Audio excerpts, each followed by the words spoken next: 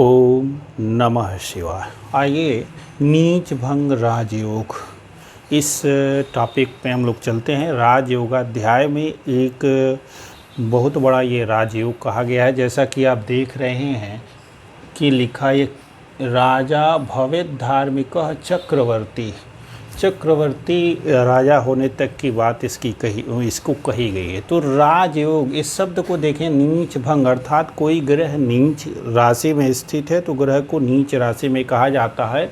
और ये एक बहुत बड़ा कन्फ्यूजन है कि यदि ग्रह नीच राशि में चला गया है तो अपनी दशा, अंतर्दशा और प्रत्यंतर दशाओं में सबसे बुरा फल करेगा। अब यहाँ कह दिया गया कि नहीं, ऐसा ही नहीं है। हर किसी की कुंडली में कई ग्रह नीच के होते हैं और फिर भी पता चलता है कि वह नीच ग्रह की दशा में ही काफ़ी ऊंचाइयों को चला गया। तो इसमें चूँकि वर्तमान में देखा जाएगा तो इसमें हमारे प्रधानमंत्री श्री नरेंद्र मोदी जी जो हैं इस नीच भंग राजयोग के सबसे बड़े ताज़ा तरीन उदाहरण हैं। उनका चंद्रमा जो है लग्न में ही नीच भंग राजयोग बना करके बैठा हुआ है और उसी चंद्रमा की दशाओं में मोदी जी नित्य नवीन बुलंदियों को छूते चले गए। अब तो मंगल का शुरू हुआ है और इसमें तो और भी अधिक उनका रोचक महापुरुष योग आएगा ही। तो ये टॉपिक है नीच भंग राजयोग।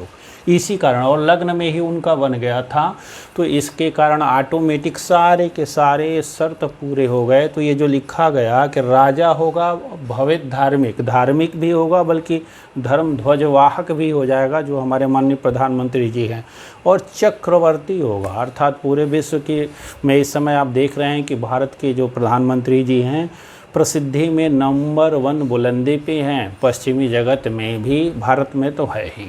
तो इस पूरा सूत्र उन पे सटीक बैठता है। तो इसलिए हम नीच ग्रह को पूरी तरह से ख़राब नहीं मान सकते। लेकिन ये सूत्र जो है फलदीपिका का सूत्र है और 5 श्लोक दिए गए हैं जिसमें मुख्यतः 3 जो है और बाकी तो 2 श्लोक पुनरावृत्ति है। तो इस श्लोक को समझेंगे। नीच स्थितो जन्मनि यो ग्रह स्यात् तद् राशिनाथो अपि तदेव उच्चनाथ। अब यहाँ जो ये संस्कृत का जो अनुवाद भाष्यकारों ने किया है उसमें थोड़ा सा मतभेद है।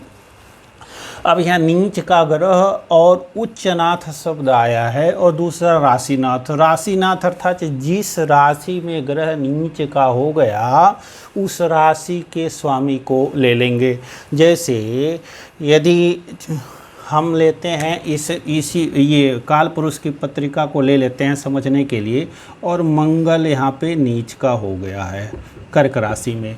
तो अब मंगल ये ग्रह हुआ योग ग्रह, तो योग ग्रह के संबंध में ये श्लोक कहा जा रहा है। इसलिए बहुधा लोग कह देते हैं कि यहाँ पे जो ये शब्द आपको स्पष्ट हो जाएगा। वीडियो में अंत में बने रहेंगे तो इस जो 5 विकल्प दिए गए हैं इससे और भी विकल्प है, और नहीं झट दे आए झट दे समझे चले गए तो बिल्कुल ही कुछ भी समझ नहीं पाएंगे। बहुत पहले शुरुआत में हमने एक वीडियो बनाई थी, चूँकि वो अभी कॉपी पे थी, हिलती थी, स्क्रीन थी, माइक भी नहीं था, आवाज़ भी अच्छी नहीं थी, समझ में नहीं आया होगा। आज उस वीडियो को प्राइवेट करके इस नई वीडियो को बनाने का फैसला किया। एक बड़े धुरंधर यूट्यूबरों की भी वीडियो देखी तो हमको लगा कि नहीं, वो बोले जा रहे हैं धारा प्रवाह, तो किसको समझ में आएगा, साधारण लोगों को समझ में नहीं आएगा। इसीलिए हमने बोर्ड पर समझाने के लिए इसको पुनः एक नया वीडियो बनाने का फैसला किया। अंत में बने रहेंगे, समझ पाएंगे और हमेशा के लिए समझ जाएंगे, रटना भी नहीं पड़ेगा। तो किसको पकड़ लेना है, देखिए जो भी ग्रह नीच का है उसको पकड़ लीजिए, फिर जिस राशि में नीच का है उसके स्वामी को राशिनाथ कहते हैं, उसको पकड़ लीजिए, लिख लीजिए, नोट कर लीजिए।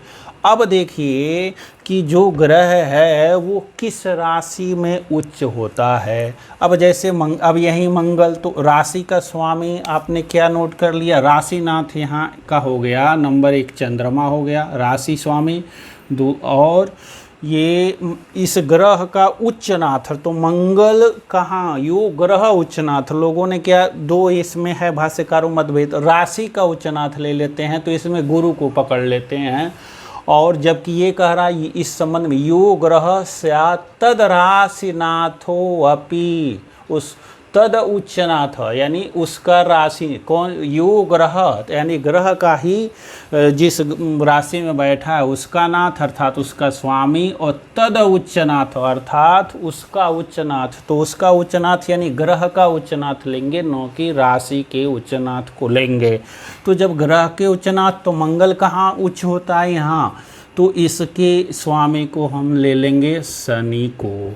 अब इन दोनों को हम ले लेंगे, ये हुआ राशि नाथ और ये हुआ उच्चनाथ। अब इन दोनों में इसको लगाएंगे तो क्या लगाएंगे, तो ये तीन शर्तें यदि पूरी हो जाती हैं तो नीच भंग राजयोग बन जाएगा। अर्थात इस मंगल, एक तो लग्नेश भी है अष्टमेश भी है, मंगल लग्नेश है, इस ग्रह का नीच भंग यदि हो जाए तो ये मंगल अपनी दशा अंतरदशा में शीघ्र गति से राजा तुल्य चक्रवर्ती बना देगा। तो पहली शर्त क्या है, इसको देखेंगे दोनों से केंद्र में कौन, ये जो चंद्रमा हुआ और ये शनि पकड़ लिए किसको, तो जो ग्रह नीच है उस ग्रह के राशि के स्वामी को, और जहाँ वह उच्च होता है उसके स्वामी को।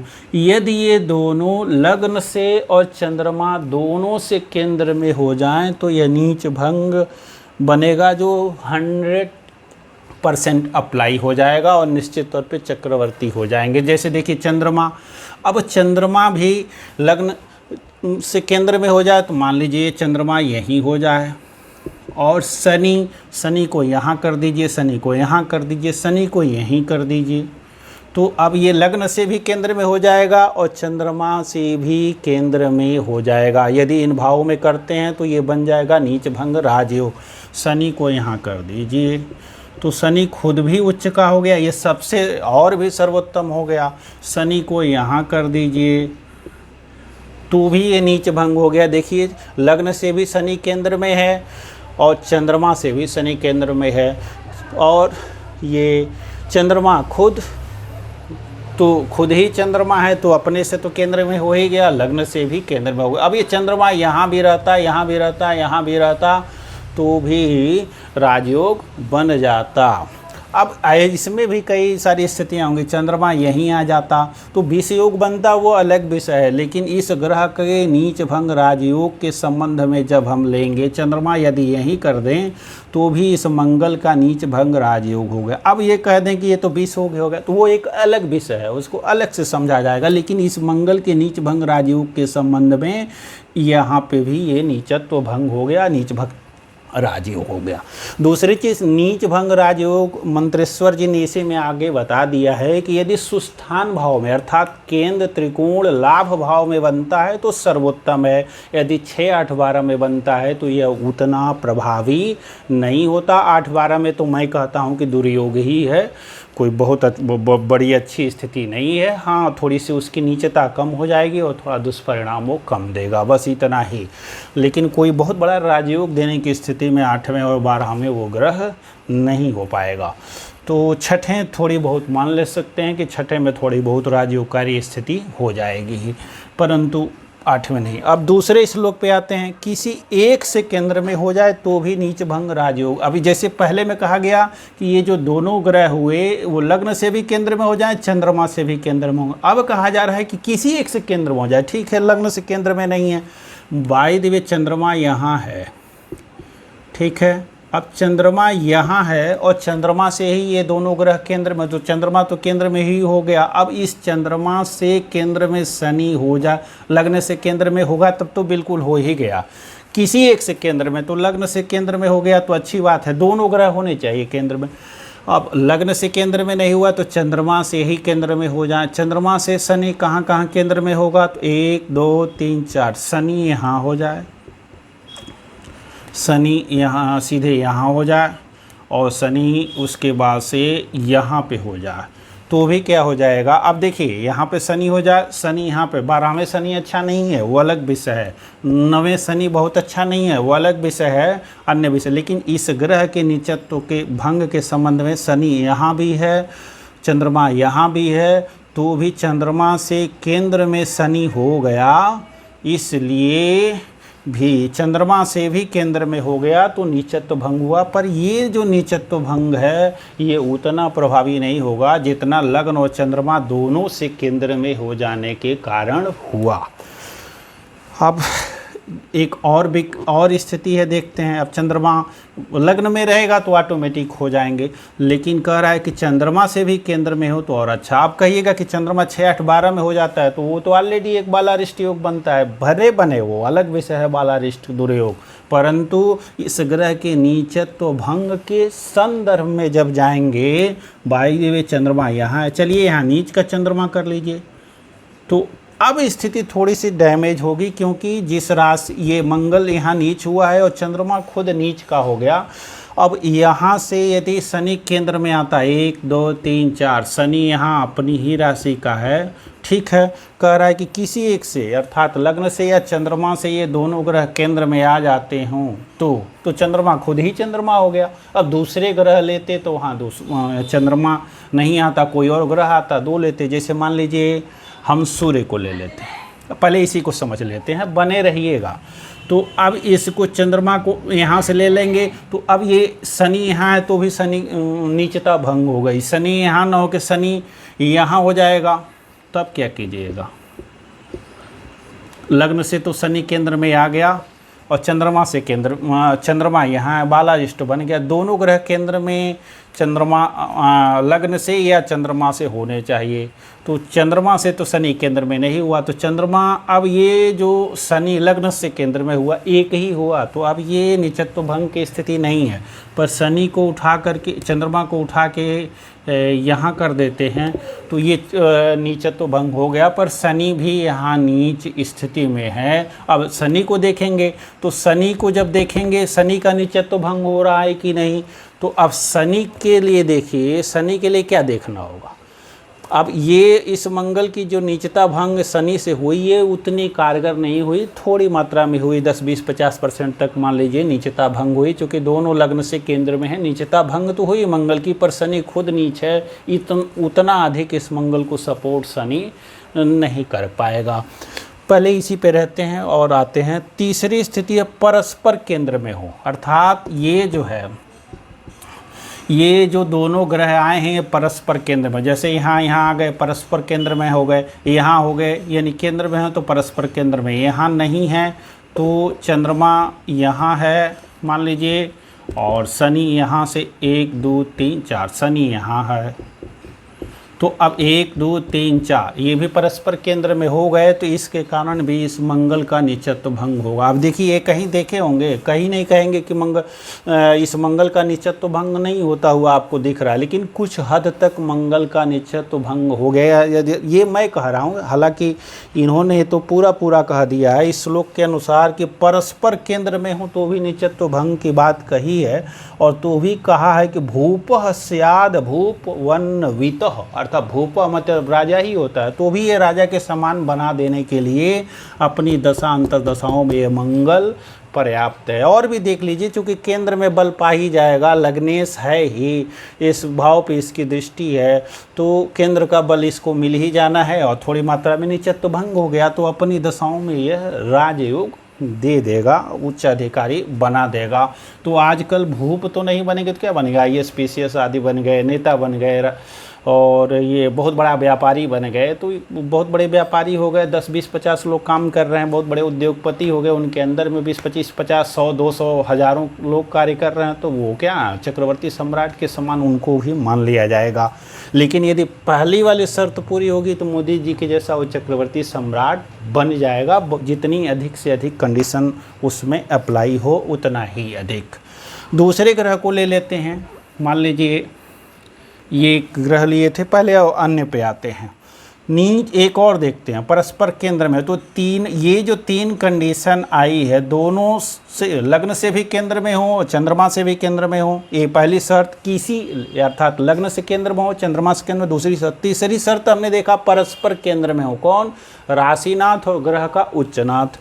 अब देखते हैं नीच ग्रह के राशिनाथ पूर्ण दृष्टि से देखें नीच ग्रह को, यानी जो नीच ग्रह है इस जिस राशि में है उसका स्वामी, ये तो लगभग लगभग सारे लोग जानते हैं, इसका स्वामी कौन हुआ? चंद्रमा हुआ। तो चंद्रमा इसको पूर्ण दृष्टि से देखे, कहाँ देखेगा? यहाँ से देख, चंद्रमा होगा तो इसको पूर्ण दृष्टि से, यहाँ से इसको पूर्ण दृष्टि से चंद्रमा देख लेगा तो भी मंगल का नीचत्व भंग हो जाए। युत भी हो जाए, यहीं पे चंद्रमा हो जाए तो भी इस मंगल का नीचत्व भंग हो जाएगा। जैसे यहाँ पे वृश्चिक राशि में लग्न में ही मोदी जी का युति से ही नीचत्व भंग हुआ है। तो युति अथवा पूर्ण दृष्टि हो तो भी ग्रह का नीचत्व भंग हो जाएगा। यह भी एक बहुत बड़ा राजयोग है। बहुत सारे विद्वानों का मत है कि यदि ये राशि का स्वामी पूर्ण दृष्टि से न देखे और युत भी न हो, परंतु केंद्र में हो जाए, इस ग्रह से केंद्र में हो जाए, यहाँ और यहाँ को छोड़ करके यहाँ पे भी रहता है और यहाँ पे भी रहता है, तो भी चंद्रमा इसका नीचत्व भंग करने में समर्थ है। वो कैसे? तो ग्रहों की अन्य दृष्टियाँ हमने बताई है, उसमें ये भी बताई कि ग्रहों की ये पूर्ण दृष्टियों के अलावा दृष्टियाँ होती हैं, 3-10 भी होती हैं, 4-8 भी होती हैं, 5-9 भी होती हैं। 4 दृष्टियाँ 25%, 50%, 75%, 100%। तो ये चंद्रमा 100% यहाँ से देखेगा, यहाँ से चौथे है तो 75% देख लेगा, यहाँ से 10वें हैं तो भी 50% देख लेगा। त्रिकोण में भी जाता है, यहाँ से त्रिकोण 1 2 3 4 5, तो त्रिकोण में भी 25% इसलिए, और यहाँ खुद नीच का हो जाए, अष्टम में कमज़ोर हो जाएगा तो नहीं माना जाएगा। तो कम पूर्ण दृष्टि से पूर्ण राजयोग बन जाएगा। 75% दृष्टि है, 75% नीचत्व भंग करेगा, थोड़ा सा कम होगा। 50% है जैसे यहाँ है तो थोड़ा सा और कम हो जाएगा। इस मात्रा में समझ सकते हैं। यह भी एक है। एक और है कि नीच ग्रह नवांश में उच्च का हो जाए। जैसे यहाँ मंगल यहाँ लग्न कुंडली में नीच का है, पर नवांश कुंडली में ये क्या हो गया, या तो उच्च का हो जाए या वर्गोत्तम भी हो जाए, तो भी इसकी नीचता कुछ हद तक कम हो जाती है और कुछ राजयोग की स्थिति में आ जाता है। पर यह सूत्र पूरी तरह से उतना एप्लीकेबल नहीं है, जैसे चक्रवर्ती बना दे ऐसा नहीं है। पर फिर भी कुछ न कुछ रोजी रोजगार या मतलब जिस भी सोसाइटी में होगा, जहाँ पैदा हुआ होगा, वहाँ से ऊपर वो निश्चित तौर पे बढ़ने में समर्थ हो पाएगा। तो इस प्रकार से हमने ये देखा। और भी एक है कि ग्रह है शुभ ग्रह के द्वारा देख लिया जाए तो भी कुछ हद तक, जैसे गुरु के द्वारा ये देख लिया जाए तो अब यहाँ गुरु कहीं नहीं है, लेकिन अब गुरु यहाँ मान लीजिए है तो खुद ही नीच हो जाएगा। गुरु यहाँ है, गुरु यहीं पे उच्च का है। हालांकि अधिकतर लोग इसको लेते हैं, नीच भंग राजयोग में बताते हैं, ग्रंथकार ने इसको नहीं माना। क्या कहा कि इस उच्चनाथ को वो लोग लेते हैं राशि का उच्चनाथ, लेकिन जो भाष्यकार गोपेश कुमार ओझा जी हैं, फल दीपिका के भाष्यकार, उन्होंने इसको नहीं माना। हम भी नहीं मानते हैं, क्योंकि लिखा यो ग्रह स्यात् तद राशिनाथो अपि तद उच्चनाथ, यानी ग्रह का उच्चनाथ, राशि का उच्चनाथ नहीं लिखा गया इसी योग ग्रह के संबंध में। तो इसलिए यहाँ गुरु को भी लोग लगा के देख लेते और कह देते कि हाँ इस मंगल का नीचत्व भंग हो जाएगा, पर ऐसा दिया नहीं गया है। और इस मत को कम लोग मानते हैं, इसी मत को ज़्यादा लोग मानते हैं। तो ये नीच भंग राजयोग की स्थिति है, बहुत अच्छा है। और व्यक्ति जो है, जैसे किसान के घर में पैदा है प्रधानमंत्री हो जाएगा, चाय बेचने वाला है प्रधानमंत्री हो जाएगा, जैसे ईश्वर चंद्र विद्यासागर की तरह का हो जाएगा, बाद में ये चुरकी बांध के किसी तरह से पढ़ करके आगे बन के अधिकारी बन जाएगा। जैसे सामान्य घर में होगा और बाद में, और जैसे मेरे को ही लीजिए, सामान्य होगा, किसी भी ज्योतिषाचार्य में नहीं पढ़ा, लेकिन गणित पढ़ा हूँ, बीएससी हूँ, स्नातक हूँ, खूब पैर टूट टाट गया, रतन वगैरह अब लोगों ने बताया ठीक नहीं हुआ, तो उतनी 25 किताबें ज्योतिष की हैं, आध्यात्मिक बुकें जो पढ़ाई है, आज आपके सम्मुख इस नीच भंग राजयोग को समझा रहा हूँ। तो नीच भंग राजयोग तो नहीं है, लेकिन खल योग है हमारी पत्रिका में, वो और भयंकर दुर्योग होता है। लेकिन तो शनि देव की कृपा है, अष्टम में है, ऐसा रगड़ दिए हैं कि बस। लेकिन अष्टम स्थान को बलि कर ही रहे हैं, और 5 ग्रहों का प्रभाव है अष्टम को। और एक चीज़ आपको बताऊं, हंसी आती है, जो बहुत बड़े बड़े एस्ट्रोलॉजर हैं, वो उनकी एक वीडियो है कि गुरु के अति विशिष्ट कारक भाव हैं 1, 5, 9। यहाँ भी राजयोग वाले प्रसंगों में गुरु को अकेले लग्न में, यदि वो नीच का ही क्यों न हो, यदि बकरी हो तो उसे राजयोगकारी मान लिया जाता है। अब देखिए, तो राजयोग अकेले गुरु और राजयोग देने के लिए समर्थ है, नीच ही क्यों न हो, वक्री हो जाए। तो अब आइए एक राजयोग के संबंध में एक और शर्त आ गई कि यदि ग्रह केंद्र में है और वक्री हो गया है तो भी उसकी नीचता बहुत हद तक समाप्त हो जाएगी। नीचता है क्या? नीचता हो जाने से षड्बल में ग्रह को बल बहुत कम मिल जाता है और ग्रह यहाँ ग्रह की अवस्था दुखित मान ली जाती है, खल पीड़ित हो जाता है। तो जब इसको एक तो केंद्र में है तो केंद्र का बल पा जाएगा, दूसरे ये यदि दिग्बली हो जाए, यही मंगल यहाँ जाके तुला राशि में मंगल यहाँ नीच का होता तो मंगल को दिग्बल प्राप्त हो जाता और केंद्र का बल मिल जाता, और कहीं वही मंगल यहीं पे नीच का होकर के और वक्री हो जाता तुला लग्न में, तो फिर क्या हो जाता, दिग्बली भी होता, वक्री भी होता और केंद्रवर्ती भी होता। तो क्या यह राजयोग नहीं होता? बहुत बड़ा राजयोग हो जाता नीच का रहते हुए भी। तो एक सूत्र इसमें ये भी अंत में आप जोड़ लीजिए। तो अब मुझे उम्मीद है कि नीच भंग राजयोग और आप समझ गए होंगे। वीडियो काफ़ी लंबी है, थोड़ी सी और बने रहिए, दूसरे ग्रह को समझाते हैं। ये 6, 8, 12 में इतना प्रभावी नहीं है। तो यहाँ चंद्रमा और दोनों एक ही आ गए मंगल के संबंध में। दूसरे ग्रह को लेते हैं, गुरु को लेते हैं। इस समय गुरु ही नीच चल रहे हैं, गुरु के नीच भंग राजयोग की काफ़ी चर्चा है। तो मेष में यहाँ पे बनेगा गुरु और शनि, गुरु हैं और शनि एक साथ यहाँ देखिए युक्त हैं। तो ये संपूर्ण राजयोग कह दिया जाएगा, क्योंकि गुरु की जो राशि नाथ हुए वो कौन है? शनि हैं। तो ये लग्न से केंद्र में हो गए, यहीं पे युत ही है, युत अथवा दृष्ट इस कैटेगरी में आ जाएंगे। ये युत अथवा दृष्ट हैं तो ये पूरी तरह से गुरु का निचत्व भंग हो गया, ये राजयोगात्मक स्थिति बनी है। मकर में यह राजयोग, मकर राशि वालों के लिए 2 महीना बड़ा ही सर्वोत्तम टाइम इसलिए है कि ये नीच भंग राजयोग यहाँ पे बना हुआ है। लग्न में गुरु और दिग्बली भी हो जाते हैं तो इससे और बढ़िया मकर वालों के लिए भी हो जाएगा। तो ये स्थिति है, मैं अभी कह रहा था कि यदि गुरु को लेते हैं, गुरु यहाँ नीच है और बाई दी आपकी पत्रिका में अब देखेंगे किसको, तो उच्चनाथ, गुरु का उच्चनाथ फिर से जो होता है चंद्रमा। मंगल का उच्चनाथ शनि लिए थे और स्वामी चंद्रमा हो गया था। गुरु का उच्चनाथ फिर से हो जाएगा चंद्रमा और स्वामी शनि हो जाएगा। बात तो वही हो गई। सूर्य को लेते हैं, वही सूर्य को यदि लेते हैं तो सूर्य तुला में नीच का हो गया। अब राशि स्वामी हो गया शुक्र, राशि स्वामी हो गया शुक्र, और सूर्य उच्च कहाँ होता है? मेष में उच्च होता है। तो अब कौन हो गया? मंगल। ये मंगल हो गया उच्चनाथ और इसका राशिनाथ हो गया शुक्र। अब यदि शुक्र और मंगल लग्न से या चंद्रमा से केंद्र में हो जाएंगे तो राजयोग हो जाएगा। दोनों से केंद्र में हो जाए तो अति उत्तम है। जैसे इन्हीं चारों भावों में दोनों हो जाए, मान लीजिए यहाँ मंगल हो जाए, शुक्र यहाँ हो जाए तो भी नीच भंग, शुक्र यहाँ हो जाए, मंगल यहाँ हो जाए तो भी नीच भंग, दोनों एक ही जगह मंगल शुक्र हो जाए तो भी नीच भंग हो गया। और ये बहुत बड़ा राजयोग पहले कैटेगरी का कर रहे हैं। ठीक है, यदि ऐसा नहीं है तो चंद्रमा से ही दोनों केंद्र में है। तो चंद्रमा यदि तीसरे भाव में है और 1, 2, 3, 4 यहाँ पे मंगल हो जाए और यहाँ पे शुक्र हो जाए, तो अब देखिए चंद्रमा से दोनों ग्रह केंद्र में हो गए तो भी नीच भंग राजयोग हो गया। यद्यपि शुक्र 12वें है और मंगल 6वें है।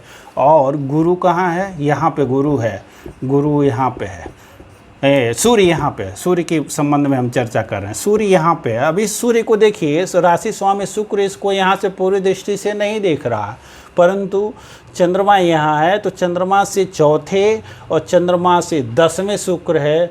दोनों शुक्र और मंगल केंद्र में आ गए। इस सूर्य का निचत्व भंग हो जाएगा और ये सूर्य अपनी दशा अंतर्दशाओं में राजयोग देगा। लेकिन राजयोग मिलने का ये मतलब नहीं है कि अपनी दशा अंतर्दशाओं में ये रोग नहीं देगा। यहाँ पे यदि है तो इस भाव से संबंधित जो अंग देखे जाते हैं यहाँ ये रोग देगा। जो सूर्य के स्वतंत्र कारकत्व हैं, जैसे पिता आदि की मृत्यु हो सकती है यदि इसकी दशा चलेगी तो।